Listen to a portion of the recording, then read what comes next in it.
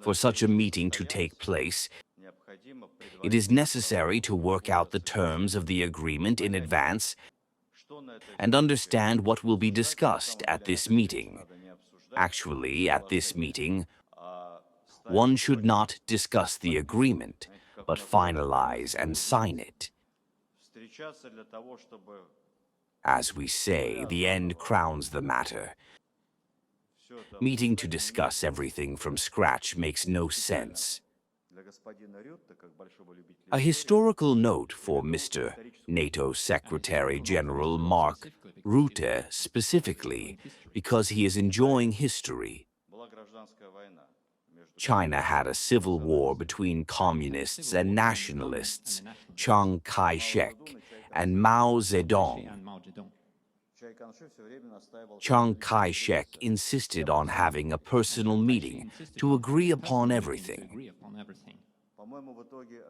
And I believe they had 5 meetings. There was a meeting with photographs and smiles.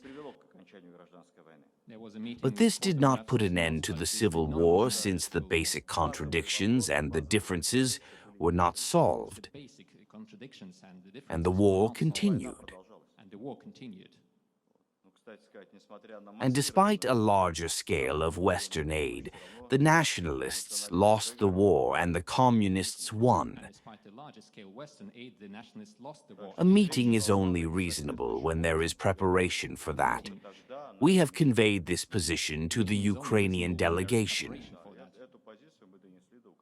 The delegations are working on that list of children to return their homes, including the Children's Rights Ombudsman. Children return. This is a really tactical thing, because in this list there was found out that over a large number of children was never in Russia, and probably they are somewhere in Europe, we don't know.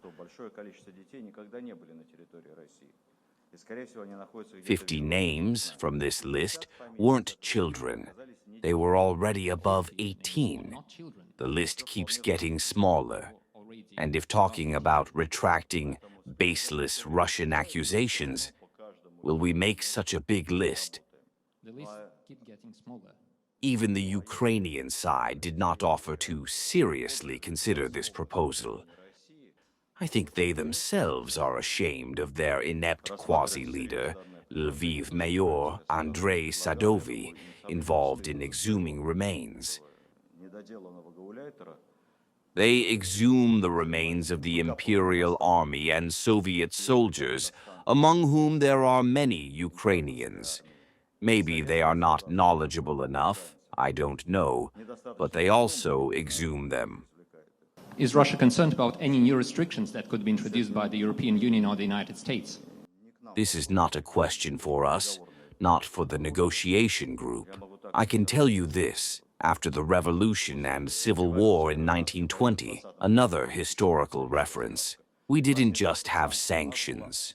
We had an absolute diplomatic and economic blockade of Soviet Russia by everyone. That didn't stop us from winning the Second World War.